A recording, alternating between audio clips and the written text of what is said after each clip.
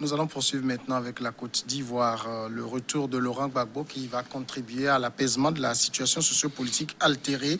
En tout cas, l'ancien président ivoirien Laurent Gbagbo a reçu ses deux passeports, un passeport diplomatique et un passeport ordinaire. Il les a reçus, donc c'est ce qu'a écrit Maître Abiba Touré dans un communiqué. Ayant maintenant son passeport, il envisage de rentrer en Côte d'Ivoire au cours du mois de décembre et poursuivre l'avocate, expliquant que Laurent Gbagbo a demandé au secrétaire général du FPI, Assoadou, d'approcher les autorités compétentes afin d'organiser son retour dans la quiétude. Pasteur Edo, le retour de Laurent Gbagbo se confirme de plus en plus, puisque un passeport, c'est pour voyager, c'est un document de voyage. Si on lui a remis, ça devrait vouloir dire que pour les autorités ivoiriennes actuellement, son retour ne souffre plus d'aucun souci. Donc, peut-être faut-il en rire, ou faut-il en pleurer. Pourquoi je dis ça? Lassane Ouattara a joué son coup, puisque je l'avais suivi lors d'une émission. Il disait que dès qu'il sera élu, il n'y a pas de problème pour Laurent Gbagbo de rentrer. Pourquoi il doit attendre jusqu'à ce qu'il soit justement, c'est pourquoi j'avais commencé mon intervention. Hein? Donc aujourd'hui... De l'arnaque intellectuelle. Aujourd'hui, il aurait pu... les passeports de Laurent Gbagbo auraient pu être délivrés avant la présidentielle. Avant la présidentielle. Ça aurait été quand même... Même on aurait pu le retenir. Il aurait pu avoir les passeports. On pourrait le retenir. Là, au moins... On n'aura même pas le droit de le retenir. Non, je suis en train de parler. Si Ouattara sait qu'il est populaire, pourquoi il empêche aujourd'hui de rentrer? Après le coup de force, après les morts qu'il y a eu, aujourd'hui, on délivre les deux passeports à Laurent Gbagbo. C'est une bonne chose, finalement. Enfin, on peut dire enfin. Une justice tardive. Oui, on peut dire enfin que Laurent Gbagbo peut rentrer dans son pays. Peut rentrer dans son pays parce que le séjour, le fait que Laurent Gbagbo soit toujours en dehors de la Côte d'Ivoire, nous, peuple d'Afrique, ça nous fait mal. Ça fait mal à tout le monde. Parce que connaissant qu'il a été blanchi par la Cour pénale internationale. Il a été blanchi. Ouais. Il a été blanchi, ce qui veut dire que les 7 ans... Mais il y a toujours une épée de Damoclès. Les 8 ans qu'il a passé là-bas, il a passé pour rien. Il a passé pour rien. Il doit être dédommagé. Il doit être dédommagé. Au fait, il doit être dédommagé. C'est une détention arbitraire qui n'a servi à rien. Maintenant, que son retour est imminent en Côte d'Ivoire, c'est une bonne chose. Bon, c'est que en Côte d'Ivoire, il a été condamné par contumace dans une autre affaire. Mais j'espère quand même que on ne va plus évoquer, on va plus évoquer cette histoire de condamnation. Je pense que Ouattara disait qu'il est prêt à l'amnistier. Bon, voilà, lui particulièrement, sans Soro. Bon, donc voilà la situation aujourd'hui. Son retour peut quand même présager en Côte d'Ivoire c'est une situation d'apaisement. Mais bon, est-ce que les Ivoiriens sont déjà sortis des affres de ce que nous avons connu tout récemment avec cette élection? C'est la grande question. C'est la question qu'on peut se poser. Mais Laurent Gbagbo retourner en Côte d'Ivoire, c'est une bonne chose. Est-ce qu'on peut, en parlant de la situation d'apaisement en Côte d'Ivoire, dire qu'il suffit que Laurent Gbagbo rentre pour que la situation s'apaise, parce qu'il n'est pas le seul acteur du jeu. Voilà. Même si non seulement majeur. Cela, bien qu'il soit très, très, très populaire, Gbagbo n'est pas un belliciste. Il n'est pas belliqueux, c'est un fondamentaliste. C'est un fondamentaliste, quelqu'un qui est convaincu de son patriotisme et il se bat pour ça, quitte à même y laisser sa vie. Ça c'est Gbagbo. Mais ce n'est pas un belliqueux. Gbagbo ne prône pas les armes pour pouvoir se maintenir au pouvoir.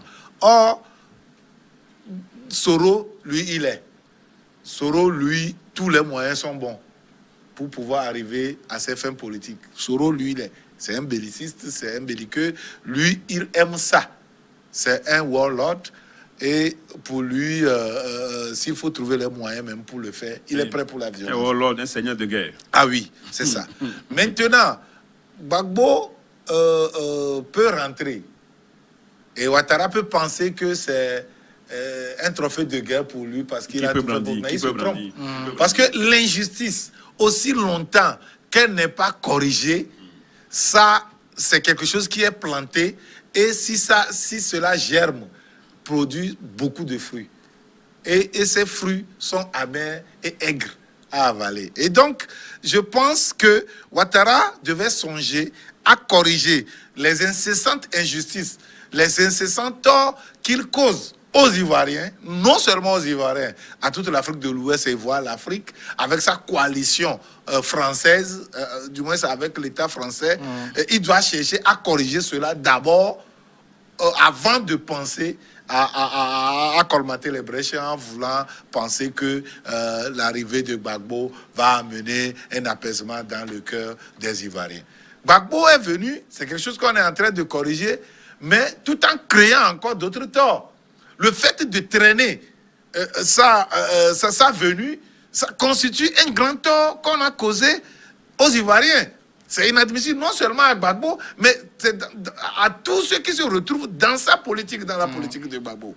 Et donc, fait tout pour traîner sa venue, se fait élire au forceps, et s'imposant au peuple ivoirien avant de le faire revenir pour le mettre devant les faits accomplis, ce n'est pas ça qui va apaiser les Ivoiriens. Non, loin de là. Je pense que si c'est ça, les calculs politiciens qu'il est en train de faire, il se trompe éperdument. Et le résultat sera toujours zéro pour lui. Mais si la réconciliation, en tout cas l'apaisement est une série de pas posés, c'est un premier pas quand même. Oui, bon, naturellement, la paix, dit ce n'est pas... La paix n'est pas un mot, c'est un comportement. C'est au feu qu'il a dit. Je veux dire que c'est un ancien président ivoirien qui l'a dit.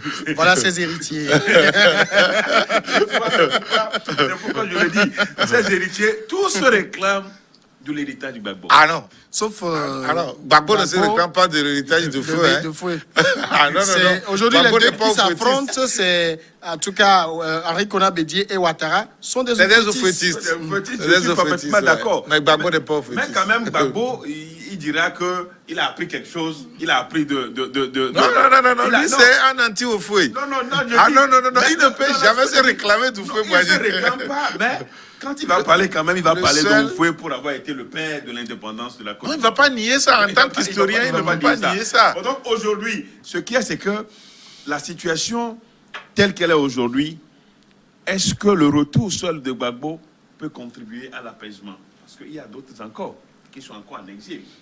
Chassés du pays. Chassés du pays. Il y a ça.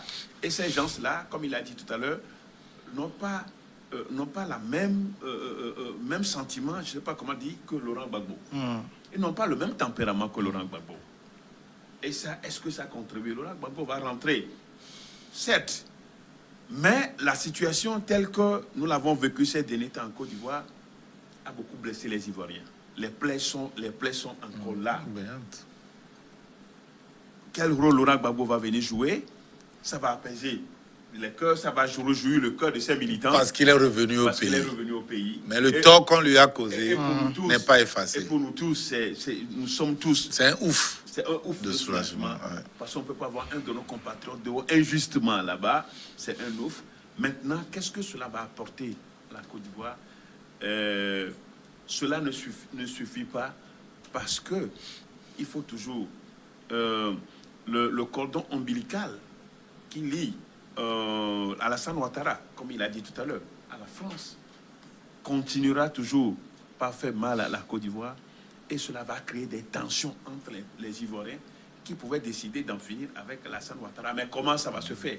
C'est pourquoi tout est, pour le moment, tout est compliqué et Alassane Ouattara voulait brandir, peut commencer par brandir Laurent Gbagbo comme un trophée de guerre, puisqu'il avait déjà dit. Et il fallait qu'il soit élu pour que Laurent Gbagbo rentre, ce que bon nombre d'Ivoiriens, la plupart d'Ivoiriens, n'ont pas aimé parce qu'il aurait pu le faire en amont. Ça fait longtemps que Laurent Gbagbo a déposé sa demande pour les passeports. Il ne l'a pas eu. Et donc, c'est pour dire que la situation en Côte d'Ivoire n'est pas toujours réglée, mais on espère que les Ivoiriens vont se transcender pour faire revenir pour faire revenir le calme et la paix dans ce pays qui est cher à nous tous, parce que la Côte d'Ivoire, c'est le pays de nous tous. En tout cas, le retour de Laurent Gbagbo, il est fortement souhaité, mais il faut d'autres conditions pour qu'on puisse parler de véritable apaisement en Côte d'Ivoire. Bien sûr, beaucoup d'autres conditions, puisqu'il y a les autres aussi. C'est ce que j'ai dit. Gbagbo va revenir, Gbagbo est populaire, oui. Mais Gbagbo n'est pas un belliqueux. Gbagbo ne va pas prendre les armes. Oui. Mais ceux qui peuvent prendre les armes sont dehors. Quand bien même ce n'est plus facile maintenant.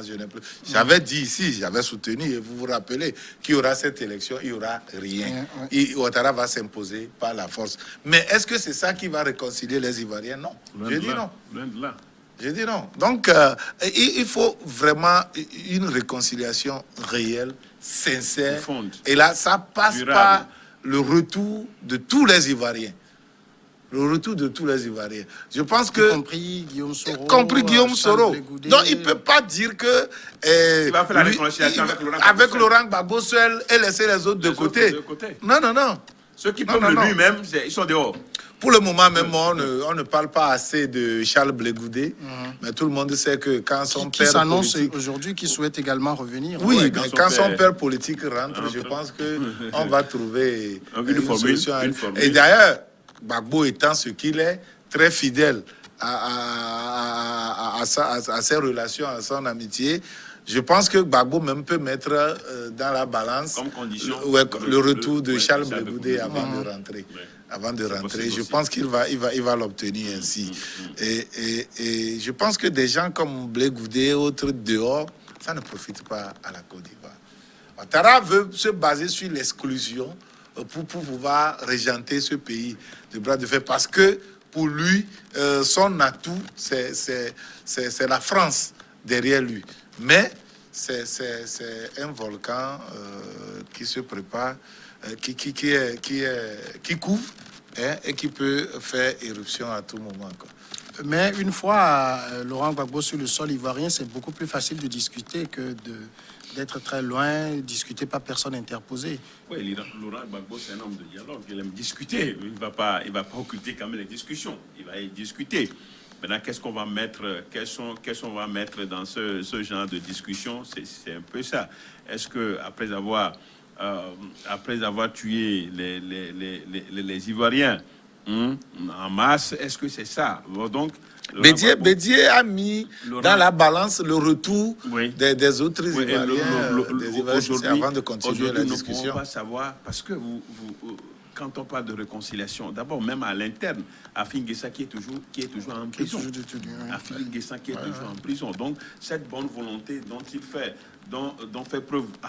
il prétend faire preuve aujourd'hui avec Laurent Gbagbo, il aurait pu le faire avec celui qui est en prison à Abidjan, en Côte d'Ivoire, celui qui est en prison en Côte d'Ivoire, et dont l'arrestation, que nous avons tous décrié. Donc aujourd'hui, je crois que la réconciliation même devait passer par la libération de Afin Guessa et des autres qui sont... Et les autres politiciens qui sont emprisonnés, injustement. Qui sont en fuite. D'autres qui sont en fuite. Donc voilà un peu le soubassement même de la réconciliation.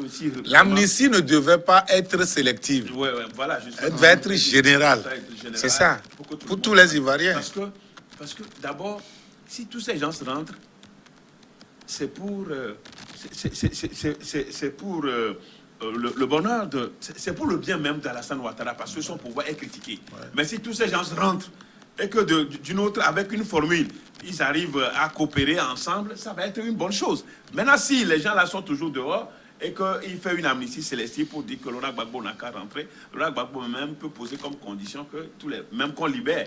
peut même dire qu'on libère avant son retour. C'est possible aussi. Il a tellement envie de rentrer. Hein. Non, il a envie de rentrer, mais il peut poser ses conditions. Comme Bédier l'a posé, que pour la condition sine qua non à tout dialogue, il faut la libération d'Afin Guessa et des autres acteurs politiques. Donc la Côte d'Ivoire n'est pas partie pour finir avec ses malheurs. Et décidément, il y a encore des choses inédites à se produire si vraiment Alassane Ouattara ne se remet pas en cause et que décide vraiment d'une manière, avec une thérapie de choc. Il faut une thérapie de choc pour pouvoir redonner confiance aux Ivoiriens, parce que là, il y a une crise de confiance en Côte d'Ivoire. Moi, je ne comprends pas Ouattara. Toi, tu viens d'un autre pays. Tout le monde sait. Et toi-même, tu sais que tu es burkinabé.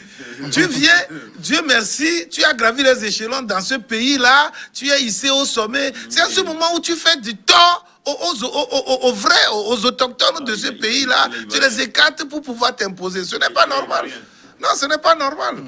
Non, mais il est ivoirien, mais d'origine burkinabé. Il le sait. Passons On ne peut pas se tromper là-dessus, c'est une réalité. Pour le dernier sujet.